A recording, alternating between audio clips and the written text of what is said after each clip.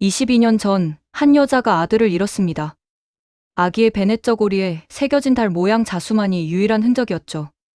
그리고 오늘 밤 폭우가 쏟아지는 서울 한복판에서 그 달 자수가 다시 나타났습니다. 낡은 배달 가방에 달린 채로 말이죠. 과연 이 청년은 누구일까요? 그리고 왜 누군가는 재벌 여회장을 죽이려 했을까요? 지금부터 시작되는 이야기는 한편의 운명과 복수, 그리고 모성애에 관한 드라마입니다. 구독과 좋아요는 영상 제작에 힘이 됩니다. 오늘도 서울 하늘에서는 폭우가 쏟아지고 있었습니다. 천둥번개가 치는 깊은 밤, 강남대로를 가르며 한 대의 낡은 배달 오토바이가 질주하고 있었습니다. 헬멧을 쓴 청년의 이름은 진혁, 28살. 그는 오늘도 하루를 버티기 위해 빗속을 달리고 있었습니다. 오늘도 그냥 하루를 버티는 거다. 내일을 기대하지 않으면 실망할 일도 없으니까. 진혁의 배달 가방에는 낡고 색바랜 달 모양 자수가 박혀 있었습니다. 그 자수가 무엇을 의미하는지 아직 아무도 몰랐습니다. 같은 시각 서울 강남 한복판에 위치한 월양그룹 본사에서는 성대한 행사가 열리고 있었습니다. 국내 최대 전통주 기업 월양그룹의 창립 100주년 기념식이었죠. 검은 리무진들이 줄지어 도착하고 화려한 드레스를 입은 재벌가 인사들이 레드카펫을 밟으며 건물 안으로 들어갔습니다. 건물 내부 VIP 라운지에는 한 여자가 창밖에 빗줄기를 응시하고 있었습니다. 한금주 회장, 55세. 검은색 한복 드레스를 입은 그녀의 표정은 차갑고 단단했습니다. 은우야, 내가 살아있다면 28이 되었겠구나. 한금주 회장은 가슴팍에 걸린 작은 로켓 목걸이를 쓸어내렸습니다. 그 안에는 아기의 흑백 사진과 달 모양 자수가 박힌 베넷저고리 조각이 들어있었습니다. 22년 전 그녀는 사랑하는 아들을 잃었습니다. 바로 그때 비서 최진우가 다가왔습니다. 회장님, 축사 시간이 5분 남았습니다. 알겠네. 그녀가 돌아서려는 순간 휴대폰에 긴급 문자가 울렸습니다. 오늘 밤 당신을 제거한다. 익명. 한금주의 표정이 굳었습니다. 하지만 그녀는 동요하지 않았습니다. 진우씨, 경호팀 배치 강화하고 나는 예정대로 움직이겠네. 행사를 마치고 나온 한금주 회장이 검은 우산을 받으며 리무진을 향해 걷고 있었습니다. 폭우는 더욱 거세졌고 천둥 소리가 하늘을 갈랐습니다. 바로 그 순간이었습니다. 어둠 속에서 번호판 없는 검은 SUV가 미친 듯이 가속하며 한금주를 향해 돌진했습니다. 회장님. 한금주는 순간 얼어붙었습니다. 헤드라이트 불빛이 그녀의 얼굴을 강렬하게 비췄습니다. 차가 2m 앞까지 다가왔습니다. 죽음이 눈앞까지 왔을 때 빗속을 가르며 배달 오토바이 한 대가 미친 듯이 끼어들었습니다. 쾅! 오토바이가 SUV의 측면을 들이받으며 차의 방향을 틀어버렸습니다. SUV는 중심을 잃고 하단으로 돌진해 멈췄습니다. 하지만 오토바이는 빗속 바닥에 미끄러지며 전복되었고 헬멧이 벗겨진 채 한 청년이 피투성이로 바닥에 쓰러졌습니다. 한금주는 충격에 휩싸였습니다. 경호원들이 그녀를 에워쌌지만 그녀는 경호원들을 밀치고 쓰러진 청년에게 다가갔습니다. 이 사람부터 구급차를. 피투성이가 된 청년의 얼굴을 살피던 한금주는 숨이 멎는 듯한 충격을 받았습니다. 청년이 희미하게 눈을 떴습니다. 빗물과 피가 뒤섞인 얼굴로 그녀를 올려다봤습니다. 괜찮으세요? 한금주는 그의 눈을 마주보는 순간 심장이 멎는 듯한 느낌을 받았습니다. 22년 전 한옥마루에서 갓난아기를 안고 웃던 젊은 날의 자신이 떠올랐습니다. 아기의 베넷저고리에 수놓인 달 모양 자수. 남편이 어깨에 손을 얹으며 함께 웃던 그 따뜻한 시절이 눈앞에 펼쳐졌습니다. 그리고 한금주의 시선이 청년의 찢어진 배달 가방으로 향했습니다. 가방 모서리에 달린 색바랜 달 모양 자수 패치. 비에 젖어 선명하게 드러난 그 문양. 이건 어디서? 한금주의 손이 떨렸습니다. 청년은 다시 의식을 잃었습니다. 빗속에 쓰러진 두 사람. 운명의 실이 다시 얽히기 시작한 순간이었습니다. 구급차 안. 진혁이 들것에 실려 있었고 한금주가 그 옆에 앉아 있었습니다. 구급대원이 진혁의 상태를 체크했습니다. 다행히 생명에는 지장 없습니다. 외상이 심하지만 회복 가능합니다. 한금주는 진혁의 손을 조심스럽게 잡았습니다. 그녀의 눈가에 눈물이 맺혔습니다. 혹시 내가? 구급차가 사이렌을 울리며 병원을 향해 질주했습니다. 22년 전 사라진 아들. 빗속에서 돌아온 운명. 그리고 감춰진 진실. 이 청년은 정말 한금주가 잃어버린 아들일까요? 그렇다면 왜 그는 배달부가 되어 거리를 떠돌고 있었을까요? 그리고 누가 왜 한금주 회장을 죽이려 했을까요? 모든 진실은 이제부터 밝혀집니다. 새벽 2시 한양대학교 병원 응급실. 진혁은 응급수술을 마치고 회복실로 옮겨졌습니다. 한금주 회장은 유리창 너머로 잠든 진혁을 바라보고 있었습니다. 그녀의 표정은 복잡했습니다. 희망과 두려움, 그리고 22년간 쌓여온 그리움이 뒤섞여 있었습니다. 비서 최진우가 조심스럽게 다가왔습니다. 회장님, 청년의 신원을 파악했습니다. 이름은 진혁, 28살. 고아원 출신이며 현재 배달 아르바이트로 생계를 유지하고 있습니다. 고아원? 어느 고아원인가? 성북구에 있는 푸른나무 고아원입니다. 기록에 따르면 22년 전 한강 다리 밑에서 발견되어 입양 대기 중이었으나 끝내 입양되지 못했다고 합니다. 한금주의 심장이 요동쳤습니다. 22년 전 그녀의 아들 은우가 사라진 것도 한강 근처였습니다. 그 아이의 신체적 특징은? 그건 제가 직접 확인하기 어려운 부분이라. 내가 직접 확인하겠네. 한금주는 조용히 회복실로 들어갔습니다. 진혁은 여전히 깊은 잠에 빠져 있었습니다. 그녀는 의자를 끌어와 침대 옆에 앉았습니다. 그리고 진혁의 얼굴을 자세히 살폈습니다. 은우야, 정말 내가 맞니? 한금주는 조심스럽게 진혁의 이마를 쓰다듬었습니다. 그 순간 진혁이 작게 신음하며 몸을 움직였습니다. 그의 오른쪽 어깨 부분이 드러났고 한금주의 눈이 크게 떠졌습니다. 어깨에 초승달 모양의 점이 선명하게 보였습니다. 이건 22년 전 갓난아기였던 은우의 어깨에도 똑같은 위치에 초승달 모양의 점이 있었습니다. 한금주는 손으로 입을 막으며 흐느꼈습니다. 은우야, 엄마가 너무 늦었구나. 미안해. 정말 미안해. 다음 날 아침 한금주는 진혁을 자신의 한옥 저택으로 데려왔습니다. 진혁은 여전히 혼란스러워했습니다. 회장님, 왜 저를 이렇게까지 신경 써주시는 겁니까? 저는 그냥 당연한 일을 했을 뿐입니다. 당연한 일이라니. 자네는 내 목숨을 구했네. 그리고 한금주는 말을 멈췄습니다. 아직 진실을 말할 때가 아니었습니다. 일단 몸이 완전히 회복될 때까지 여기서 지내게. 자네에게 해야 할 이야기가 있네. 하지만 부탁이네. 내 은인에게 이 정도는 해줄 수 있지 않겠나? 진혁은 더 이상 거절할 수 없었습니다. 그는 조심스럽게 고개를 끄덕였습니다. 그날 오후 한금주는 진혁에게 차를 대접했습니다. 전통 찻상이 마루에 놓였고 한금주가 직접 차를 따랐습니다. 자, 우리 전통 매실차일세. 한번 마셔보게. 진혁은 찻잔을 받아들었습니다. 그리고 자연스럽게 잔을 3번 돌린 후 천천히 마셨습니다. 한금주의 눈이 커졌습니다. 20년 전 남편 윤태호가 차를 마시던 모습이 떠올랐습니다. 그도 항상 잔을 3번 돌린 후 마셨습니다. 차의 온기를 골고루 전해주는 거야 라고 말하던 남편의 목소리가 들리는 듯 했습니다. 한금주는 숨을 죽이며 진혁을 바라봤습니다.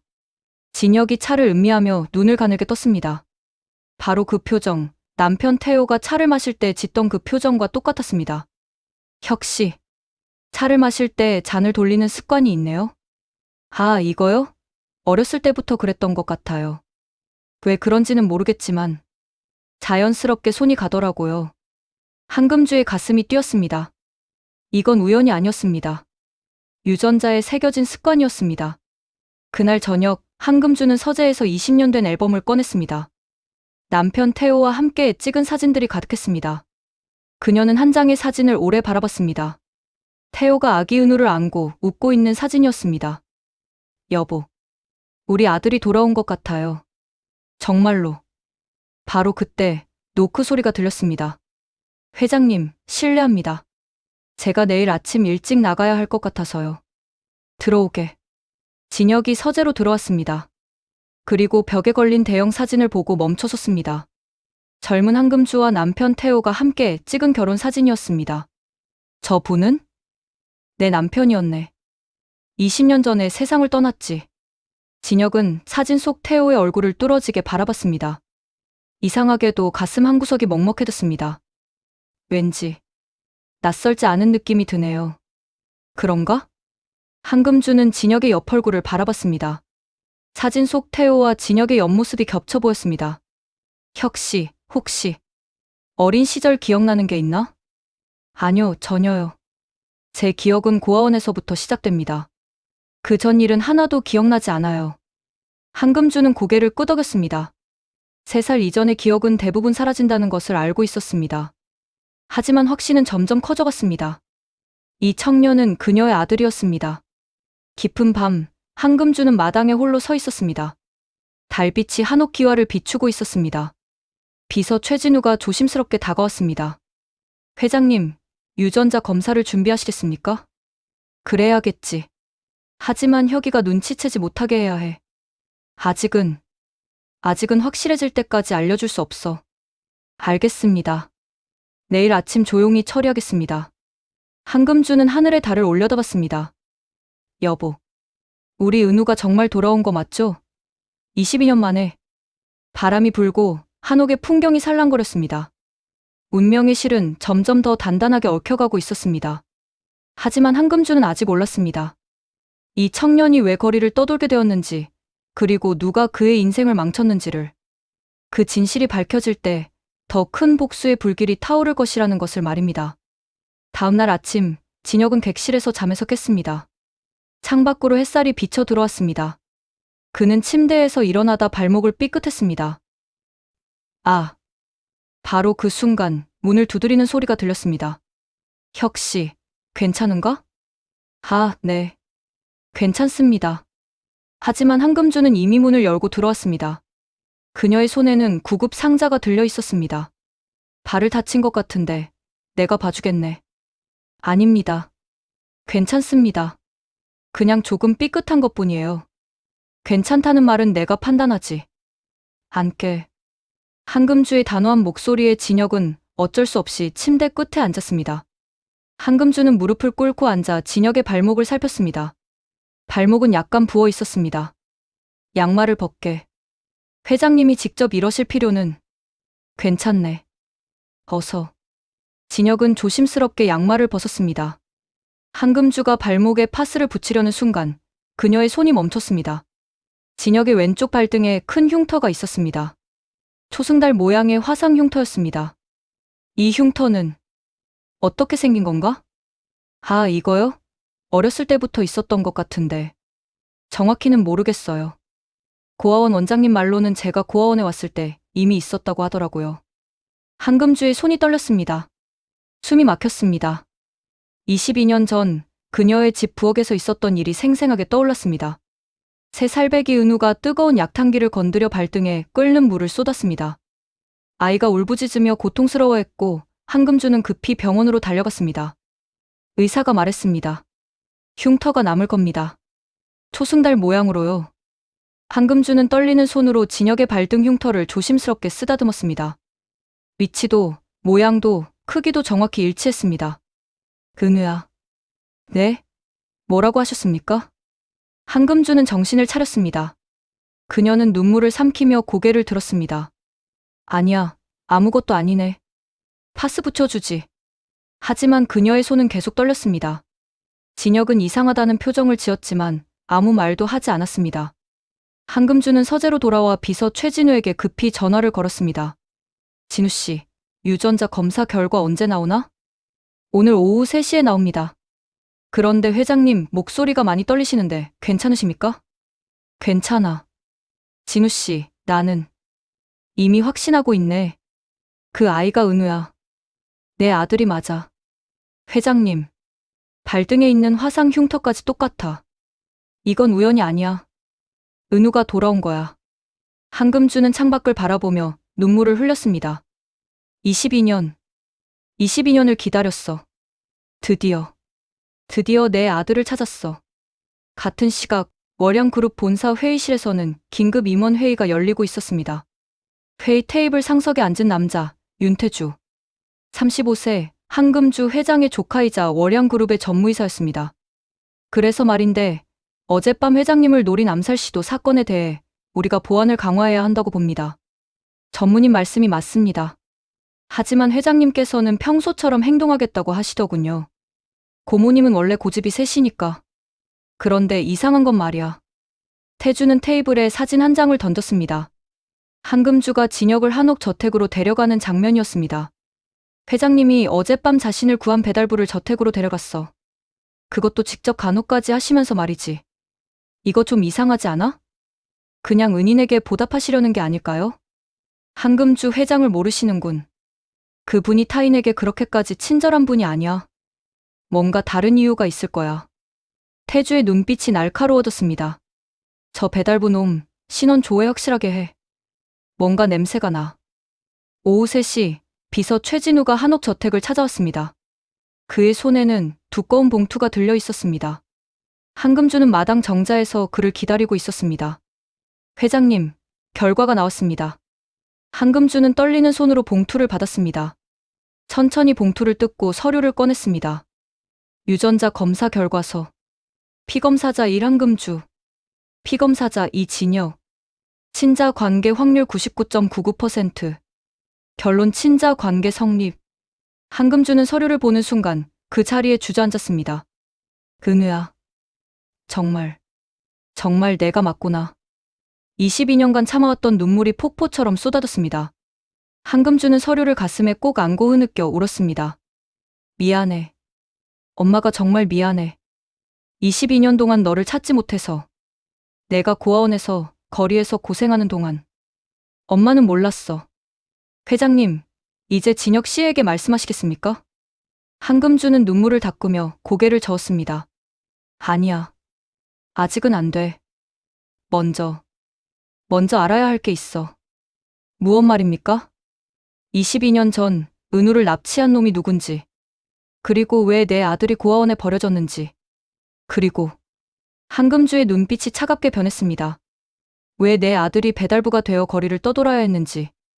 누가 내 아들의 인생을 망쳤는지 말이야. 그날 저녁 월양본사 지하 주차장. 윤태주가 고급 세단에 올라타려던 순간 누군가 그를 불렀습니다. 전무님, 잠깐만요. 왜? 박상원이 조심스럽게 주위를 살피며 다가왔습니다. 제가 사람을 시켜 그 배달부 놈을 조사했습니다. 그래서? 이상한 점을 발견했습니다. 그 놈 28년 전 한강 다리 밑에서 발견되었다고 합니다. 나이가 정확히 한금주 회장님의 잃어버린 아들과 같습니다. 태주의 얼굴이 굳었습니다. 뭐라고? 더 이상한 건 회장님이 그 놈의 유전자 검사를 비밀리에 진행했다는 겁니다. 제 병원 쪽 인맥이 정보를 흘렸습니다. 태주는 주먹을 불끈 쥐었습니다. 젠장. 설마.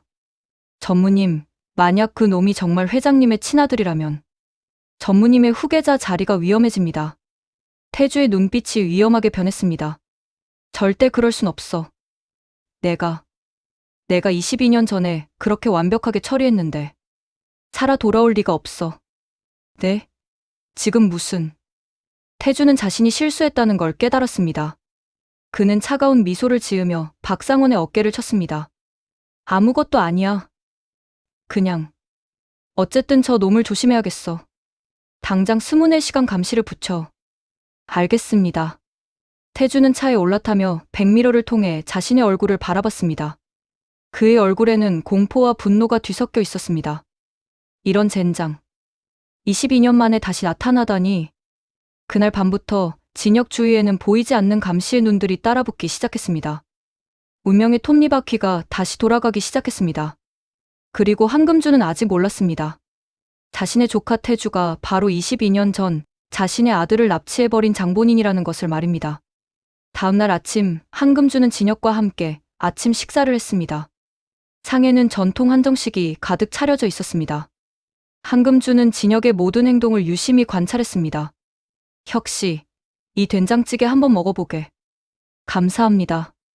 진혁이 숟가락으로 된장찌개를 떠서 입에 넣었습니다. 그리고 잠시 눈을 감았습니다. 이 된장. 3년산 메주를 사용하셨네요. 그리고 다시마 육수에 멸치는 쓰지 않으셨고 표고버섯 우린 물을 섞으셨네요. 한금주의 눈이 커졌습니다. 어떻게 그걸 알았나? 그냥 혀로 느껴지는 것 같아서요. 어렸을 때부터 맛에 예민했거든요. 한금주는 손을 떨며 찻잔을 내려놓았습니다. 혁씨, 혹시 술의 향도 구별할 수 있나? 네, 그건 더 잘합니다. 예전에는 진혁이 말을 멈췄습니다. 그의 얼굴에 그림자가 드리워졌습니다. 예전에는 아무것도 아닙니다. 하지만 한금주는 놓치지 않았습니다. 진혁의 눈빛에 깊은 슬픔이 담겨 있었습니다. 식사 후 한금주는 비서 최진우를 불렀습니다. 진우 씨, 혁이의 과거를 더 자세히 조사해줘. 특히 그가 왜 배달부가 되었는지, 그 전에는 무엇을 했는지. 이미 조사를 시작했습니다. 곧 결과가 나올 겁니다. 바로 그때 최진우의 휴대폰이 울렸습니다. 그는 전화를 받고 잠시 대화를 나눴습니다. 회장님, 방금 보고가 들어왔습니다. 진혁 씨에 대해 충격적인 사실이 밝혀졌습니다. 말해보게. 진혁 씨는 5년 전까지 한국전통주연구소의 수석 연구원이었습니다. 당시 업계에서는 절대 미각을 가진 천재로 불렸습니다. 절대 미각? 술의 향만 맡아도 원료, 숙성기간, 제조 방법까지 정확히 맞출 수 있었다고 합니다. 월양그룹에서도 그를 스카우트하려 했었습니다. 한금주는 숨을 죽였습니다. 그런 인재가 왜 지금 배달부를? 5년 전 사건이 있었습니다. 5년 전 서울 강남의 한국읍바. 당시 23세였던 진혁은 동료들과 함께 있었습니다. 제가 다음 달에 월양그룹 입사 최종 면접을 봅니다. 축하해, 진혁아. 그날 밤 진혁은 바에서 한 여자를 만났습니다. 이름은 서연, 그의 대학 동기이자 첫사랑이었습니다. 진혁아, 정말 축하해. 내 꿈이 이루어지는구나. 서연아, 나 월양에 입사하면 너한테 프러포즈 할 거야. 두 사람은 행복한 미소를 지었습니다. 하지만 바로 그때 술에 취한 한 남자가 서연에게 추근거렸습니다. 아가씨, 나랑 한 잔 어때? 싫습니다. 저 남자친구 있어요. 태주는 서연의 팔을 붙잡았습니다. 진혁이 벌떡 일어났습니다. 손 떼세요. 뭐야, 너? 진혁이 태주의 손을 뿌리쳤습니다. 태주는 비틀거리다 넘어졌습니다. 이 새끼가 감히. 태주는 주먹을 휘둘렀고 진혁은 본능적으로 막았습니다. 하지만 그 과정에서 태주가 테이블 모서리에 머리를 부딪혔습니다. 악! 피가 흘렀습니다. 태주는 쓰러졌고 그의 부하들이 몰려들었습니다. 바로 그때 태주가 일어나며 진혁을 노려봤습니다. 너 누군지 알아? 나 월양그룹 전무 윤태주야. 너 이제 끝이야. 진혁의 얼굴이 새하얗게 질렸습니다. 월양 그룹? 2주 후 법정. 진혁은 피고인석에 앉아 있었습니다. 피고인 진혁은 피해자 윤태주 씨를 폭행하여 중상해를 입혔습니다. 피해자는 뇌진탕과 함께 심각한 후유증을 겪고 있습니다. 하지만 판사님, 이건 정당방위였습니다. 하지만 태주 측에서는 돈으로 목격자들을 매수했습니다. CCTV 영상도 조작되었습니다. 피고인 진혁에게 징역 1년, 집행유예 2년을 선고한다. 진혁은 전과자가 되었습니다. 월양그룹 입사는 물론 취소되었고 전통주연구소에서도 해고되었습니다. 그날 이후 진혁의 인생은 나락으로 떨어졌습니다. 내 꿈도, 사랑도, 미래도 모든 게 한순간에 사라졌다. 최진우가 보고를 마쳤습니다. 그 사건 이후 진혁 씨는 어디도 취직할 수 없었습니다. 전과자라는 꼬리표 때문에요. 결국 배달 아르바이트로 생계를 유지하게 되었습니다. 그리고 서연이라는 여자는 사건 직후 진혁 씨를 떠났습니다. 그리고 1년 후 윤태주 전무와 결혼했습니다. 한금주의 손이 떨렸습니다. 찻잔이 바닥에 떨어져 산산조각 났습니다. 뭐라고? 네. 서연 씨는 현재 윤태주 전무의 부인입니다. 한금주는 자리에서 벌떡 일어났습니다. 그녀의 눈빛이 차갑게 얼어붙었습니다. 태주. 그 놈이. 한금주의 머릿속에서 모든 퍼즐이 맞춰지기 시작했습니다. 22년 전 은우를 납치한 자. 5년 전 은우 진혁의 인생을 망친 자. 모두 같은 사람, 윤태주였습니다. 진우 씨. 태주에 대해 모든 것을 조사해. 22년 전 납치 사건부터 5년 전 폭행 사건까지 모든 증거를 확보해.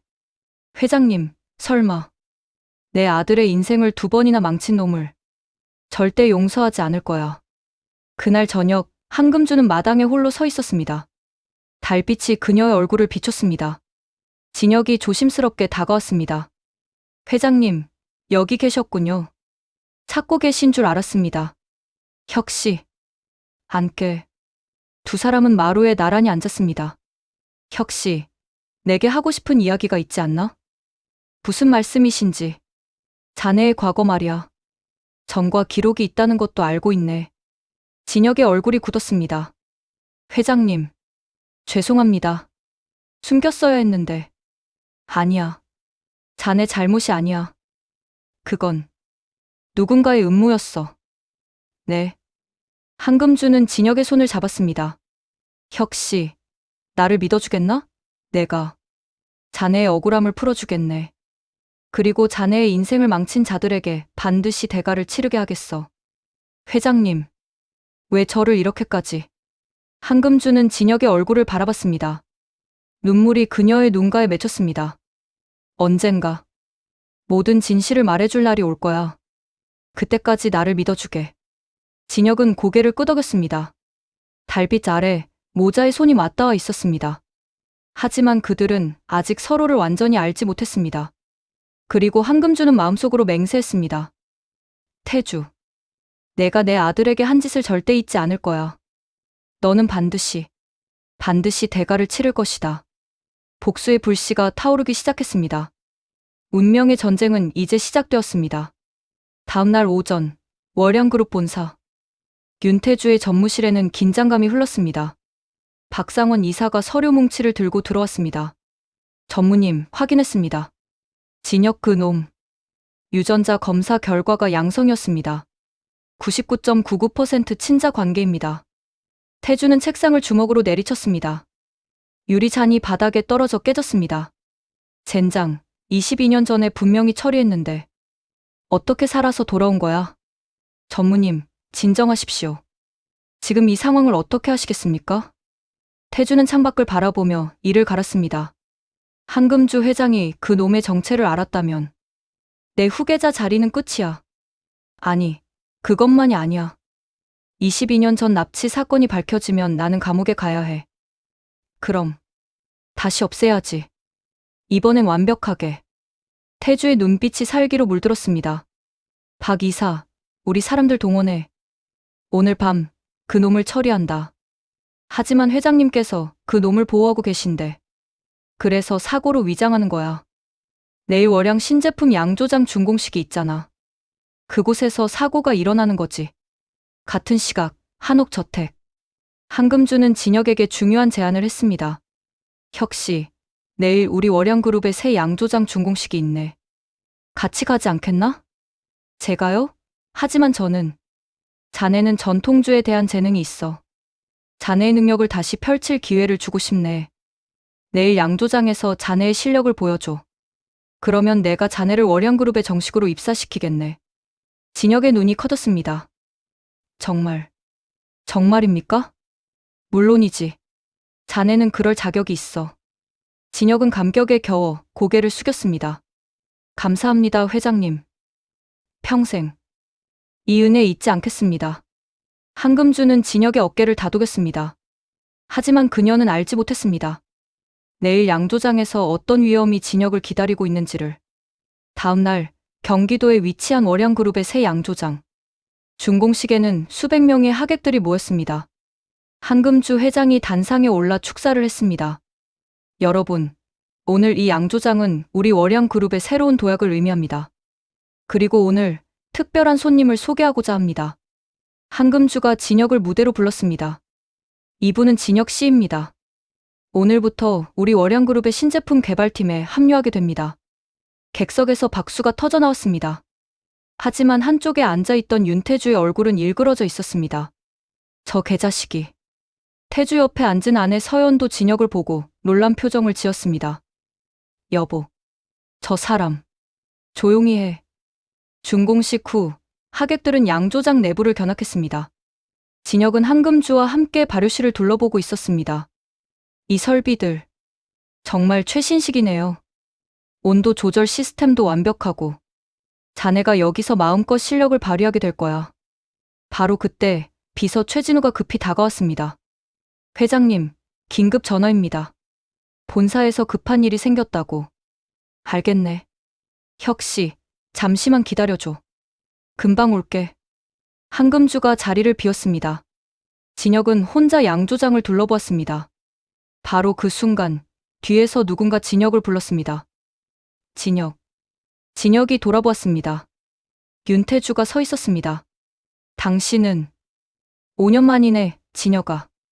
아니, 이제는 한금주 회장의 애완견이 된 건가? 진혁의 주먹이 불끈 쥐어졌습니다. 당신, 감히 여기에. 여기는 내 회사야. 그런데 너 같은 전과자가 왜 여기 있는 거지? 바로 그 순간 태주의 신호에 따라 뒤에 숨어있던 남자 셋이 진혁을 덮쳤습니다. 뭐야? 진혁은 저항했지만 상대는 셋이었습니다. 그들은 진혁의 입을 막고 양조장 깊숙한 곳으로 끌고 갔습니다. 양조장 지하 저장고. 진혁은 기둥에 묶여 있었습니다. 윤태주가 천천히 다가왔습니다. 진혁아, 내가 누군지 알아? 너는 22년 전에 내가 없앤 한금주의 아들이야. 뭐라고? 진혁은 충격에 휩싸였습니다. 22년 전 나는 3살짜리 너를 한강 다리 밑에 버렸어. 내가 죽을 줄 알았는데 살아서 돌아오다니 정말 질긴 목숨이더라. 당신이 나를. 그래. 그리고 5년 전에도 너를 망쳐줬지. 내 인생을 완전히 파괴했어. 그런데 또 돌아오다니. 이번엔 확실하게 끝내줄게.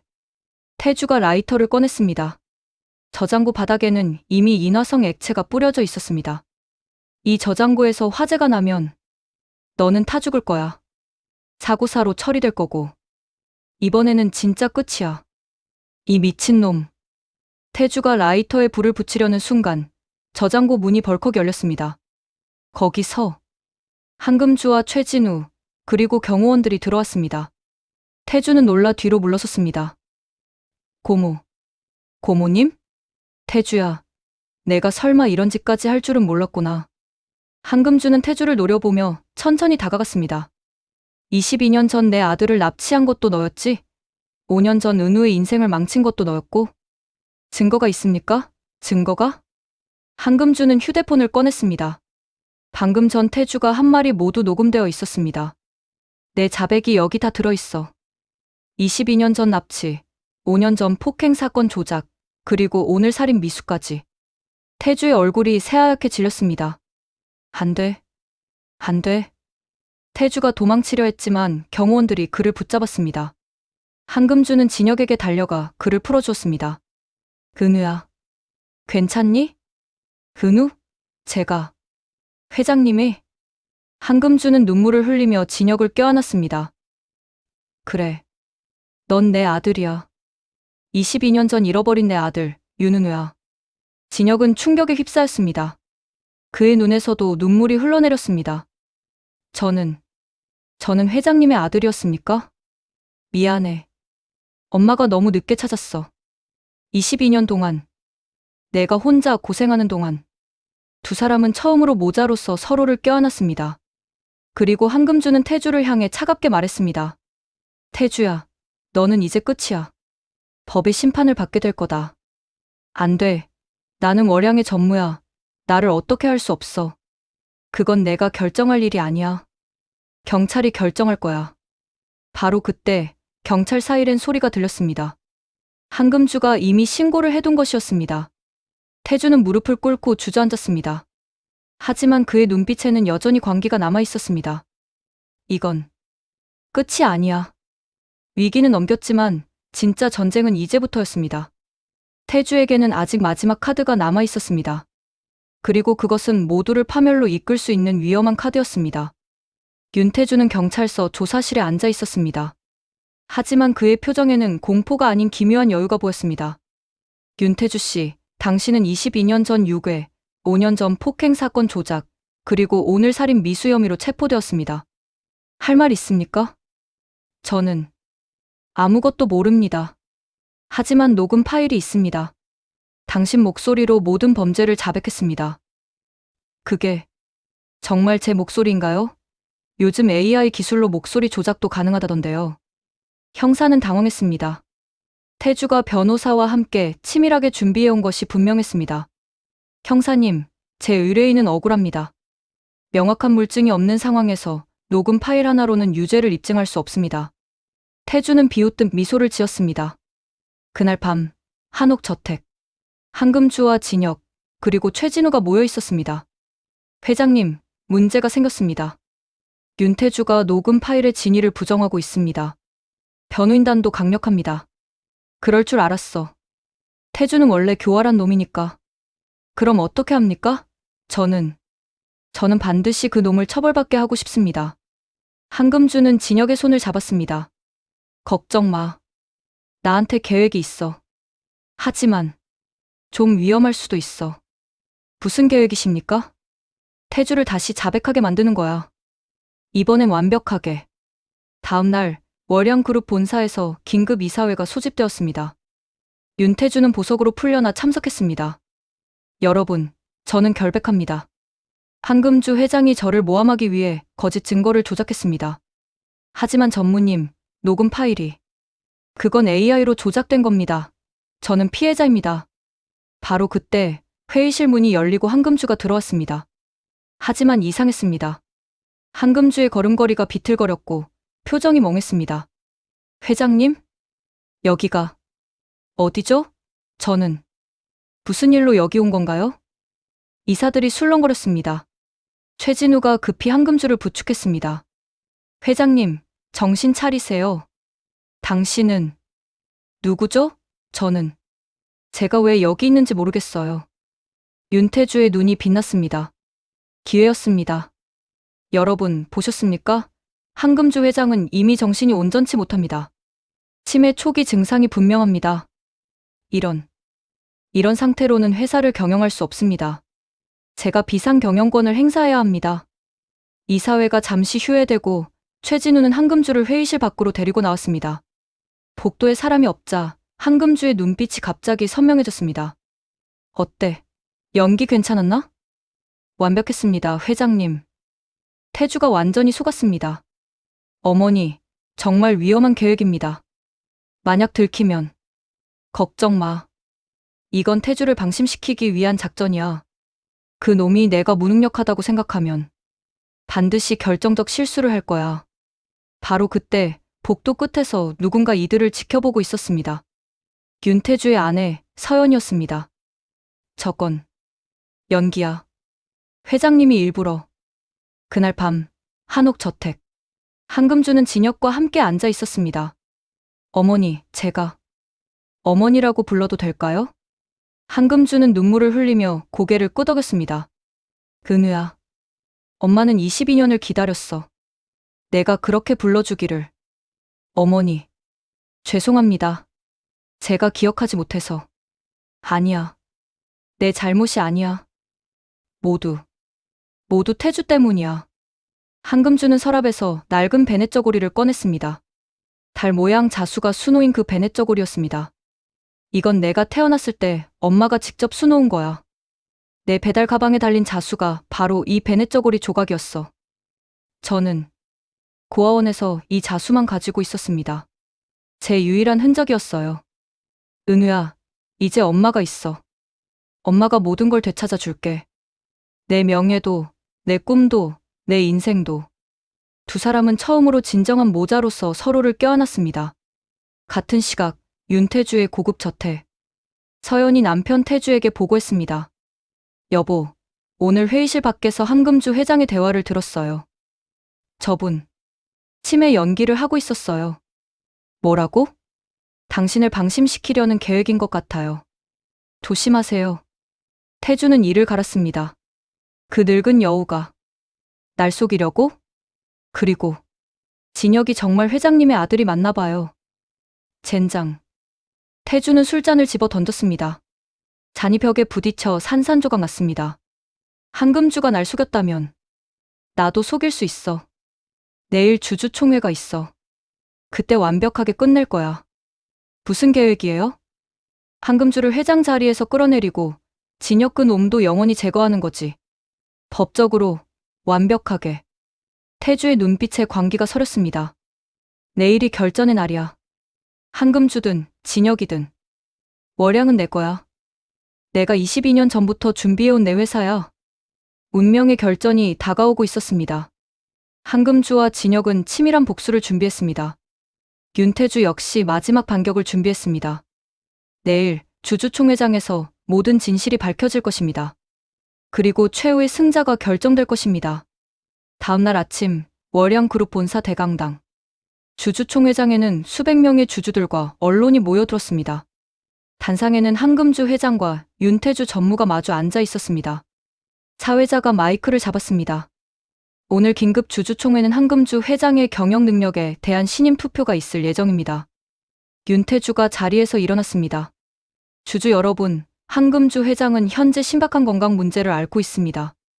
어제 이사회에서 여러분도 보셨듯이 회장님은 기억력 상실과 판단력 저하를 보이고 있습니다. 정말입니까? 게다가 회장님은 신원이 불분명한 전과자를 회사에 영입하려 하고 있습니다. 이는 회사에 큰 위험입니다. 객석에서 술렁거림이 일었습니다.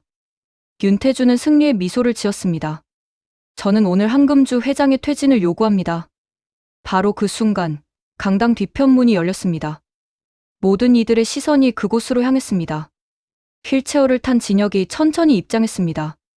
그의 몸에는 여전히 붕대가 감겨 있었습니다. 저 자는. 진혁은 단상 앞까지 휠체어를 몰고 왔습니다. 그리고 천천히 일어섰습니다. 주주 여러분, 저는 진혁. 아니, 제 본명은 유윤우입니다. 윤은우? 22년 전 납치되어 실종되었던 한금주 회장의 친아들입니다. 강당이 술렁거렸습니다. 윤태주의 얼굴이 창백해졌습니다. 한금주가 자리에서 일어났습니다. 그녀의 눈빛은 선명했습니다. 치매 환자의 모습은 온데간데 없었습니다. 주주 여러분, 어제 제가 보여드린 모습은 연기였습니다. 범인을 잡기 위한 작전이었죠. 무슨 소리. 윤태주 전무, 아니 조카 태주야. 내가 22년 전 내 아들을 납치했다는 증거를 확보했어. 한금주가 손짓하자 거대한 스크린에 영상이 재생되었습니다. 22년 전의 CCTV 복원 영상이었습니다. 한옥대문 앞.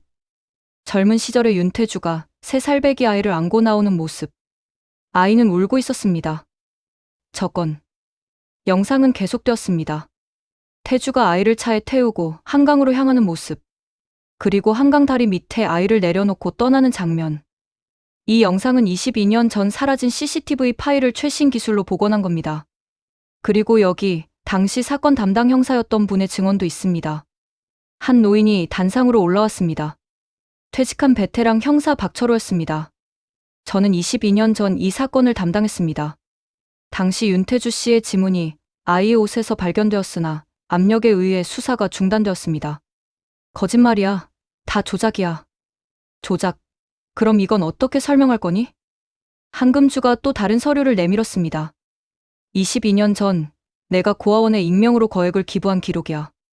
그리고 그 고아원이 바로 은우가 맡겨진 곳이지. 내가 양심의 가책을 느껴 돈을 댄 거 아니니? 한금주는 멈추지 않았습니다. 그리고 5년 전 내가 내 아들의 인생을 망친 사건도 밝혀냈어. 스크린에 새로운 영상이 떴습니다. 5년 전 그날 밤 바에서의 CCTV 영상이었습니다. 영상에는 태주가 먼저 진혁을 공격하는 모습이 선명하게 담겨 있었습니다. 이 영상은 당시 바 주인이 숨겨뒀던 원본이야. 내가 돈으로 조작한 영상이 아니라 진짜 원본이지. 세상에. 윤태주, 넌 5년 전 내 아들을 폭행하고 죄를 뒤집어 씌웠어. 그리고 목격자들을 매수했지. 여기 그 목격자들의 진술서가 있어. 한금주가 두꺼운 서류 뭉치를 던졌습니다. 서류들이 공중에 흩날렸습니다. 안 돼. 안 돼. 그리고 어제 내가 내 아들을 양조장에서 죽이려 했던 것도 모두 녹음되어 있어. 이번엔 조작이 아니야. 여러 증인들이 있고 경찰도 확인했어. 윤태주는 벼랑 끝에 몰렸습니다. 그는 뒤로 비틀거리며 물러났습니다. 아니야. 나는 월양의 후계자야. 이 회사는 내 거야. 내 거? 내가 무슨 자격으로? 한금주가 마지막 폭탄을 터뜨렸습니다. 주주 여러분, 윤태주는 사실 제 조카가 아닙니다. 뭐라고요?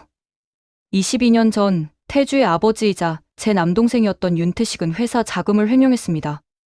그리고 태주는 그 아버지의 범죄를 숨기기 위해 제 아들을 납치했습니다. 내 아들이 후계자가 되면 모든 비리가 드러날까 봐요. 스크린에 윤태식의 횡령 증거가 떴습니다. 22년 전의 비자금 계좌, 위조된 서류들. 태주야, 넌 태어날 때부터 범죄자의 아들이었어. 그리고 그 죄를 숨기기 위해 내 아들을 희생시켰지. 아, 태주가 비명을 지르며 단상에서 뛰어내리려 했습니다. 하지만 경호원들이 그를 붙잡았습니다. 바로 그때 강당문이 열리고 경찰들이 들어왔습니다. 윤태주 씨, 유괴, 폭행, 살인 미수, 그리고 횡령 방조 혐의로 긴급 체포합니다. 윤태주는 수갑이 채워진 채 끌려나갔습니다. 그의 얼굴은 절망으로 일그러져 있었습니다. 안 돼. 안 돼. 이건 내 거야. 내 회사라고. 태주가 끌려나가는 순간 객석 한편에 앉아있던 서연이 고개를 숙였습니다. 그녀도 곧 조사를 받게 될 것이었습니다. 한금주는 진혁의 손을 잡았습니다. 주주 여러분, 오늘부터 윤은우를 월양그룹의 정식 후계자로 발표합니다. 강당에 우레와 같은 박수가 터져나왔습니다. 진혁은 눈물을 흘리며 어머니를 바라봤습니다. 어머니, 감사합니다. 아니야. 엄마가 미안해. 22년 동안 내가 혼자 고생하게 해서. 두 사람은 서로를 껴안았습니다. 22년 만에 복수가 완성된 순간이었습니다. 그리고 진정한 가족의 시작이었습니다. 강당 밖으로 끌려가는 윤태주의 비명 소리가 점점 멀어졌습니다. 정의는 승리했고 악은 심판받았습니다. 6개월 후 서울중앙지방법원. 윤태주의 최종 선고 공판이 열렸습니다. 재판장에는 한금주와 진혁이 방청석에 나란히 앉아 있었습니다. 피고인 윤태주에게 유괴, 살인 미수, 폭행, 증거 조작, 횡령 방조 등의 죄를 인정하여 징역 20년을 선고한다. 윤태주는 수갑을 찬 채 고개를 떨구고 있었습니다. 그의 얼굴에는 생기가 없었습니다. 피고인의 아내 서연에게는 증거 은닉 방조죄로 징역 3년, 집행유예 5년을 선고한다. 서연은 눈물을 흘리며 고개를 숙였습니다. 한금주는 진혁의 손을 꼭 잡았습니다. 은우야, 이제 다 끝났어. 정의가 승리했어. 네, 어머니. 감사합니다. 두 사람은 법정을 나섰습니다. 밖에는 따뜻한 햇살이 비치고 있었습니다. 1년 후 한옥저택 마당. 따뜻한 봄날이었습니다. 마루에는 전통술 담그는 도구들이 놓여 있었습니다. 한금주와 진혁이 함께 술을 빚고 있었습니다. 어머니, 이렇게 밑술을 만드는 게 맞나요? 그래, 잘하고 있어. 내 아버지도 이렇게 술을 빚으셨단다. 그분의 손길이 내게도 이어진 거야. 진혁은 술 반죽을 조심스럽게 섞었습니다. 그의 손놀림에는 자신감이 넘쳤습니다. 어머니, 제가 개발한 신제품 달빛의 향이 다음 달 출시됩니다. 시음의 반응이 정말 좋았어요. 그래, 들었어. 내 절대 미각이 드디어 빛을 발하는구나. 한금주는 아들의 얼굴을 자랑스럽게 바라봤습니다. 은우야, 엄마는 정말 자랑스러워. 그 어려운 시간들을 이겨내고 여기까지 온 내가. 어머니가 계셔서 가능했어요. 어머니가 아니었다면 저는 아직도 거리를 헤매고 있었을 거예요. 그날 저녁 한옥 저택 식당에는 정성껏 차려진 상이 놓여 있었습니다. 한금주가 직접 만든 음식들이었습니다. 된장찌개, 불고기, 나물들, 그리고 갓 지은 쌀밥. 진혁은 상 앞에 앉아 눈물을 글썽였습니다. 어머니, 이 모든 게 꿈만 같아요. 꿈이 아니야. 이게 현실이야. 우리의 새로운 시작이지. 한금주는 진혁의 밥그릇에 밥을 정성스럽게 퍼주었습니다. 22년 동안 엄마가 해주고 싶었던 밥이야. 늦었지만 이제라도 해줄 수 있어서 행복해. 진혁은 숟가락을 들고 첫 술을 떴습니다. 그리고 천천히 입에 넣었습니다.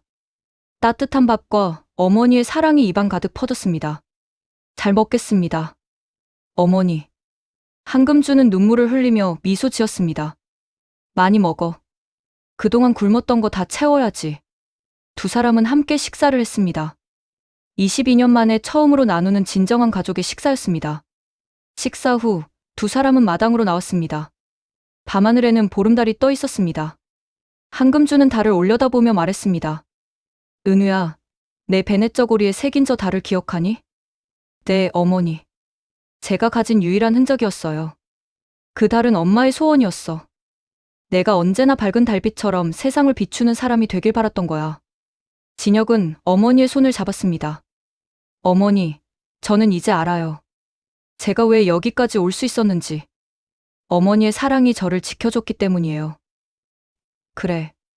엄마는 한 번도 너를 잊은 적이 없어. 22년 동안 매일 밤달을 보며 내 이름을 불렀단다. 두 사람은 달빛 아래서 서로를 껴안았습니다. 22년간의 이별, 고통, 그리고 복수. 모든 것이 끝났고 이제는 사랑만이 남았습니다. 2년 후 월양그룹은 진혁의 리더십 아래 새로운 전성기를 맞이했습니다. 그가 개발한 달빛의 향 시리즈는 국내를 넘어 해외로까지 수출되었습니다. 유은우 대표이사님, 성공의 비결이 무엇입니까? 제 성공의 비결은 단 하나입니다. 절대 포기하지 않는 것, 그리고 저를 믿어준 어머니의 사랑입니다. 회견장 뒤편에 앉아있는 한금주가 환하게 미소 지었습니다. 저녁, 한금주와 진혁이 다시 마당에서 함께 술을 빚고 있습니다. 어머니, 이번 신제품 이름은 어머니의 품으로 하면 어떨까요? 그래. 좋은 이름이구나. 두 사람이 함께 빚은 술독 위로 달빛이 쏟아졌습니다. 그 빛은 따뜻하고 부드러웠습니다. 마치 22년간의 아픔을 모두 어루만져주는 것처럼. 인생에는 때때로 잃어버린 것들이 있습니다. 하지만 진정한 사랑은 절대 사라지지 않습니다. 22년을 기다려도 그 사랑은 우리를 다시 만나게 합니다. 저는 이제 알았습니다. 저는 결코 혼자가 아니었다는 것을. 그리고 앞으로도 절대 혼자가 아닐 것이라는 것을. 그들의 웃음소리가 한옥 마당 가득 울려 퍼집니다. 오늘의 이야기가 즐거우셨다면 좋아요, 구독 부탁드립니다.